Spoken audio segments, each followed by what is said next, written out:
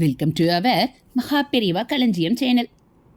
இன்னைக்கு நம்ம பார்க்க போகிறது தெய்வத்தின் குரல் 4ஆம் பாகம் 6ஆம் அத்தியாயம் போர் தீர்ந்து அமைதி காண. அதில் சத்கர்மாவில் சிதறல் குறைவது, அதோடு கூட எந்த காரியத்திலும் இப்படி பொதுவானதாக இல்லாமல் அதை குறித்தே ஏற்பட்ட அநேக எண்ணங்கள் கலந்திருக்கின்றன. பூஜை என்ற காரியம் செய்கிறான் என்றால் இப்போது துளசி அர்ச்சனை பண்ணணும், இப்போது பில்வார்ச்சனை பண்ணணும், தீபத்தை தூண்டிவிட வேண்டும், பூஜா பாத்திரங்களில் இடறிக்கொள்ளாமல் பிரதட்சணம் பண்ணணும் என்றிப்படி அநேக எண்ணங்கள் தோன்றி அதன்படியே காரியம் செய்கிறான். பக்தி என்ற பொதுவான முக்கியமான எண்ணத்தோடு இப்படி பல எண்ணங்கள் உள்ளன. இப்படியே ஒவ்வொரு காரியத்திலும். இதிலே கவனிக்க வேண்டிய விஷயம் என்னவென்றால், கர்மா இப்படி சில எண்ணங்களோடு சேர்ந்ததாக இருப்பதால் இதற்கு சம்பந்தமில்லாத வேறு எண்ணங்களில் அப்போது மனசால் போக முடிவதில்லை. தனியாக மனசை விட்டால் அது சம்பந்தமில்லாமல் எல்லா பக்கமும் சிதறி ஓடிக்கொண்டிருப்பது போலில்லாமல் காரியம் செய்கிற போது அந்த காரியம் சம்பந்தப்பட்ட சில எண்ணங்களில் மட்டும்தான் மனஸ் சொல்லுகிறது. இந்த அளவுக்கு காரியத்தினாலேயே மனசுக்கும் ஒரு கட்டுப்பாடு வருகிறது. பூர்ண கட்டுப்பாடாய் இல்லாவிட்டாலும் ஏதோ ஒரு வழியில் மட்டுமே மனஸ் போவது என்ற அளவுக்கு கட்டுப்பாடு ஏற்படுகிறது. வேலை எதுவும் செய்யாமல் வெறுமனே உட்கார்ந்து கொண்டோ படுத்து கொண்டோ இருக்கும்போது எதையாவது ஒன்றையே நினைப்பது, அல்லது அதை குறித்த சிலவற்றை மட்டும் நினைப்பது என்றால் முடிவதில்லை. தொடர்பில்லாத சமாச்சாரங்களிலெல்லாம் மனஸ் பேய்த்து கொண்டு கிளம்புகிறது. ஆனால் ஒரு வேளையில் ஈடுபட்டு விட்டால் அது சம்பந்தப்பட்ட எண்ணங்களுடன் மட்டும் மனஸ் நின்று விடுகிறது. ஈஸ்வர தியானம் செய்யலாம் என்று காரியமில்லாமல் உட்கார்கிற போது போகப்படாத எண்ணத்திலெல்லாம் மனஸ் பாய்கிறது. இப்படி பல பேர் வந்து சொல்லிக்கொண்டு அழுகிறார்கள். அதுவே ஈஸ்வரனை பூஜை பண்ணுகிறேன் என்று ஆரம்பித்து அதற்கான காரியங்களை செய்து கொண்டு போகும்போது அப்போதும் பல எண்ணங்கள் உண்டானாலும் சம்பந்தமே இல்லாத எண்ணங்கள் கூட கொஞ்சம் வந்தாலும் வகைத்தொகையே இல்லாமல் சித்த விருத்தி சிதறுவது என்று இல்லாமல் அதற்கு ஓரளவில் கட்டுப்பாடு ஏற்படுகிறது. பூஜைதான் என்றில்லை, ஒருத்தன் சீட்டாடுகிறான் என்றால் கூட அப்போது அதை குறித்த எண்ணங்களில்தான் அவனுடைய மனஸ் கான்சன்ட்ரேட் ஆகிறது. ரொம்பவும் சபல சித்தமுள்ள ஒரு குழந்தை கிட்டிப்புள் விளையாடும்போது அதனுடைய சித்தம் அதிலேதான் இருக்கிறது. பக்ஷணம் தருகிறேன் வா என்று தாயார்காரி கூப்பிட்டால் கூட வேண்டாம் போ என்று சொல்லிவிட்டு நாக்கை துருத்தி கொண்டு விளையாட்டிலேயே மும்முரமாக போகிறது. சாஸ்திர கர்மா என்று மகான்கள் வகுத்து கொடுத்திருப்பவை 2 விதத்தில் நல்லது பண்ணுகின்றன. மற்ற காரியங்கள் அவசியமற்றதிலோ தப்பானதிலோ கூட மனசை நிறுத்துகின்றனவென்றால் சாஸ்திர கர்மாக்கள் எண்ணங்களில் நல்லவையானவற்றிலேயே மனஸ் போகும்படி செய்கின்றன. இது ஒன்று. கெட்டவையான எல்லாவற்றிலிருந்தும் அவை மனசை திருப்பி விடுகின்றன. இது 2வது நன்மை. காரியத்திலேயே கண் என்கிற போது மனஸ் 2ஆம் பட்சமாகிறது. ஆனாலும் மனசுக்கும் இப்படி காரியத்தினால் நன்மை உண்டாகிறது. நம்மளவிலே நமக்கு என்ன தெரிகிறதென்றால், ஒரு சத்காரியத்திலே நாம் ஈடுபட்டிருக்கிற போது அது எந்த அளவுக்கு நம்மை சத் சிந்தனையில் செலுத்தினாலும் சரி அல்லது செலுத்தாமலே போனாலும் சரி, நிச்சயமாக நம்மை கெட்ட நினைப்பு நினைக்க ஒட்டாமலும் அதைவிட சர்வ நிச்சயமாக கெட்ட காரியம் செய்ய ஒட்டாமலும் தடுத்து பெரிய உபகாரம் பண்ணுகின்றன. ஹரஹர சங்கர, ஜெய ஜெய சங்கர. அடுத்து காரியமும் தியானமும். கோயில் பிரகாரத்தை தேய்த்து அலம்பி விடுகிற காரியத்தை செய்வதாக வைத்துக்கொள்வோம். சாக்ஷாத் சர்வேஸ்வரன் சர்வ வியாபி அவனுடைய சர்வ வியாபகத்தை புரிந்து கொள்ள முடியாத அசடுகளான நமக்காக ஒரு அர்ச்சையில் விக்கிரகத்தில் குடிக்கொண்டிருக்கிற இடம் இது. இதில் அழுக்கு சேராமல் காப்பாற்றினால் நம் ஹிருதயத்திலும் அழுக்கு சேராது. இதில் ஊர்வாசிகள் எல்லாரும் சேர்ந்து செய்தால் சமூகத்திலும் துவேஷம், பேதம் முதலான அழுக்குகள் சேராது என்ற எண்ணத்தோடு நல்ல பக்தியோடு நன்றியோடு தேய்த்து அலம்பினால் விசேஷம். ஆனால் தேய்த்து அலம்புகிற காரியம் இருப்பதாலேயே இப்படிப்பட்ட சத் சிந்தனையில் அப்படியே அமிழ்ந்து போக முடியாது. சிந்தனையின் பூர்ணமான ஐக்காக்கிரியத்துக்கு ஒருமுனைப்பாட்டுக்கு காரியம் தடைதான். இதை ஒத்துக்கொண்டுதான் ஆக வேண்டும். ஓரளவுக்கு ஒரு பெரும் அளவுக்கு வேண்டுமானாலும் சிந்தனையை வகைத்தொகைப்படுத்தத்தான் காரியம் சகாயம் செய்யுமே தவிர பூரணமாக ஒரு எண்ணத்திலேயே ஒருமுகப்பட அது விடாது.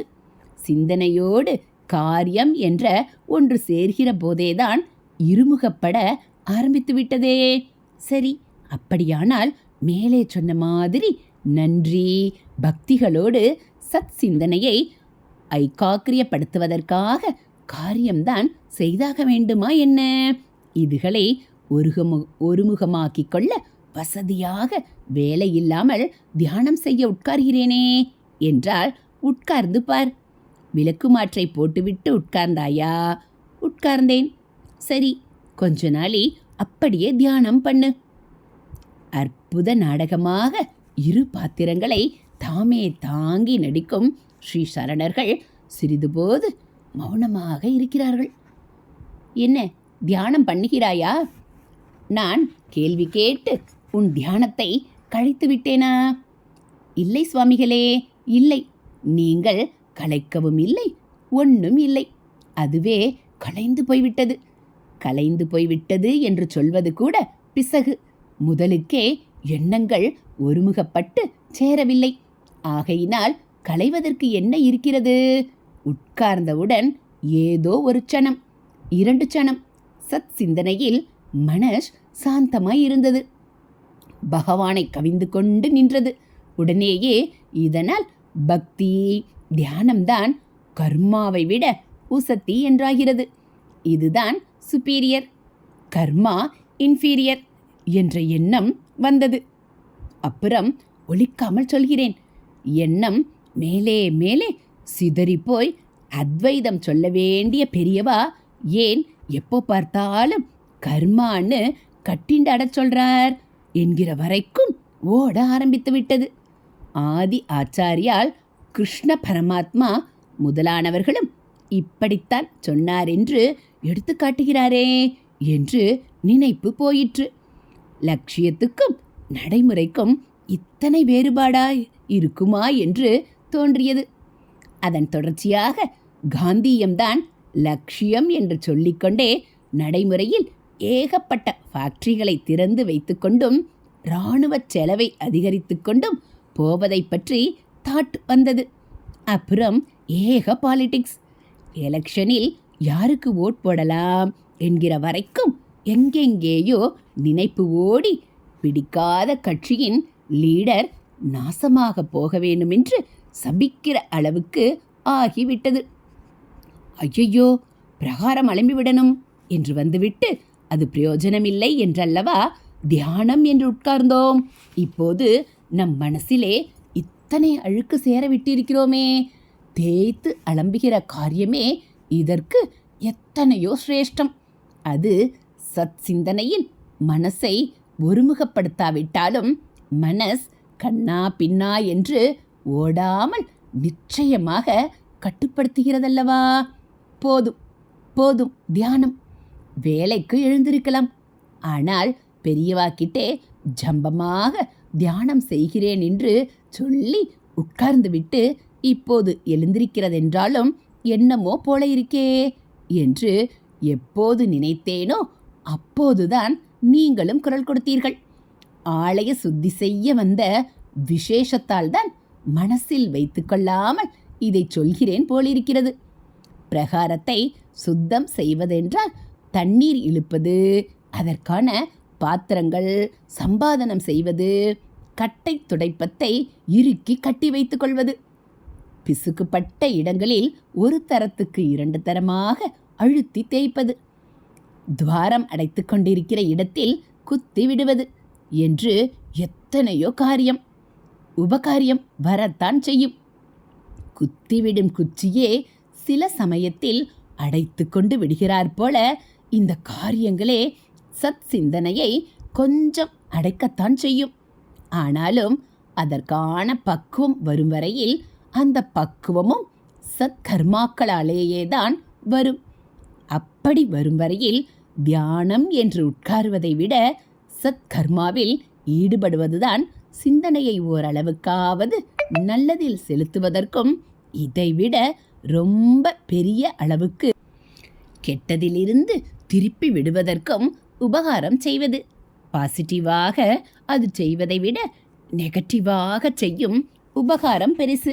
அதற்காக ஆரம்ப நிலையிலும் கூட தியானம் வேண்டவே வேண்டாம் என்று அர்த்தமில்லை. உத்தமமான விஷயத்திலே மனசை கொஞ்சமாவது நிறுத்த பார்க்காமல் ஓயாமல் காரியம் பண்ணிக்கொண்டே இருப்பதற்கு நாம் மனசுள்ள மனுஷியனாக பிறந்தே இருக்க வேண்டாம். மெஷினாக நம்மை ஏதாவது ஃபேக்டரியில் பண்ணி போட்டிருக்கலாம். என்றைக்கோ ஒரு நாள் தியானத்தில் பக்குவம் வர வேண்டுமென்றால் அதற்கு ஆரம்ப முயற்சி பண்ணாமல் எப்படி முடியும்?